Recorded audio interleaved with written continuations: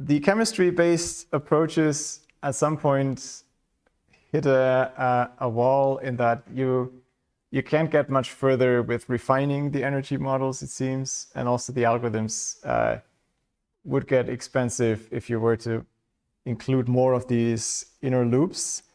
So people instead try to look towards more learning approaches. And so the key challenge is to have enough data to do that. And unlike for proteins, it seems there's not enough reliable RNA structure data to just apply some black box learning machinery. This seems for AlphaFold, there was, I think, several hundreds of thousands of protein structures are known, all like laboriously produced by some PhD students. That seemed to have been enough to train a system. For RNA, that's not yet the case. What you can do is still a machine learning driven approach, but by encoding, in a sense, more domain knowledge in the models, you can reduce the number of parameters to a point where the available data is enough to, at least in that model, get a good fit. I think apart from the machine learning side, which I'm not going to go into in full detail, there's a few cute algorithms and connections to formal languages that are fun to explore. And that comes for essentially the model that gives you this combination of a learned approach and encoding some domain knowledge. And what we'll use for that are context-free grammars and then probabilistic context-free grammars. So let's briefly remember what context-free grammars are. This is stuff you would usually do in some theoretical computer science class without any application, maybe, apart from parsing computer programming languages. A context-free grammar has these four components: non-terminals, terminals, rules, and a start symbol. And here's an example that's a typical one that you would study there. I should have done these in green. The parentheses are part of the terminals.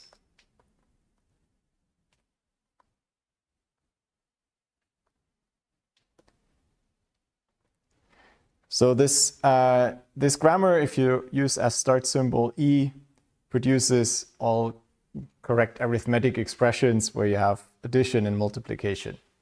And you can generate the two variables x and y, fancy. You can generate numbers, either a single zero or it's starting with some digit and then continuing with potentially more digits. So you can produce numbers. I don't know.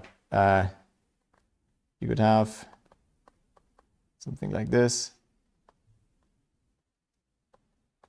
That would be one valid string that you can generate from this grammar.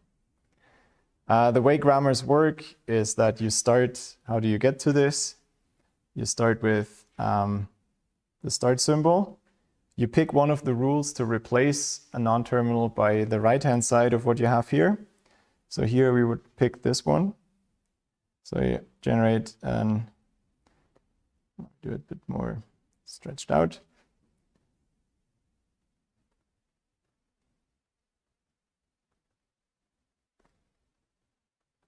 So I've chosen this first rule and replaced the non-terminal by these elements on the right-hand side. Now I have further non-terminals, so I have to continue replacing them again using some rules. Let's replace this one, and here we use the rule that replaces this by I. And then this becomes 55, so I is replaced by C. I'm seriously running out of space. Let's cheat a little bit. Maybe I have to compact it a bit. So it goes to Z.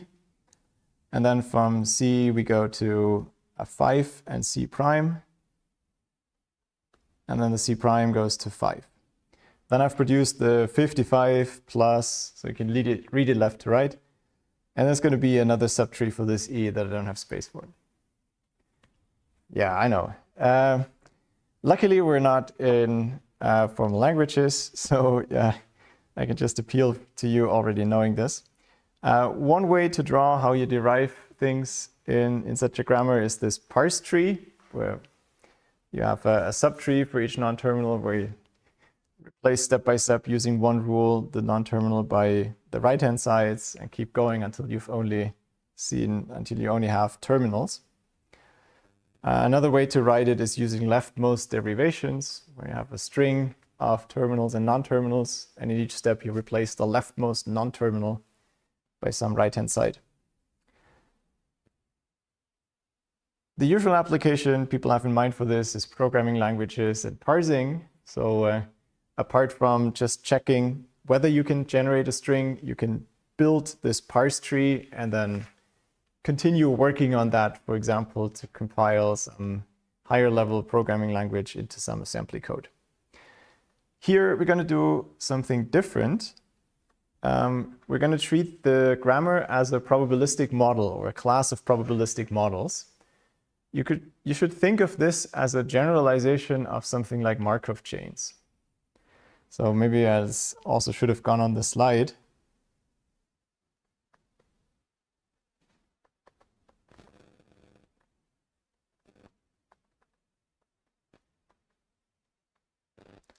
A Markov chain is a finite automaton with probabilities between the states. And depending on the model, it might generate a string, or if you think about information theory, a Markov source might generate a string where the probability to emit a certain symbol depends on the state you're currently in. And whenever you've spat out a symbol, you make a transition to a new state, or there might be a self loop to stay where you are. But essentially, this is the equivalent of finite automata in regular languages, whereas the probabilistic context-free grammars would be the equivalent of context-free grammar or context-free languages.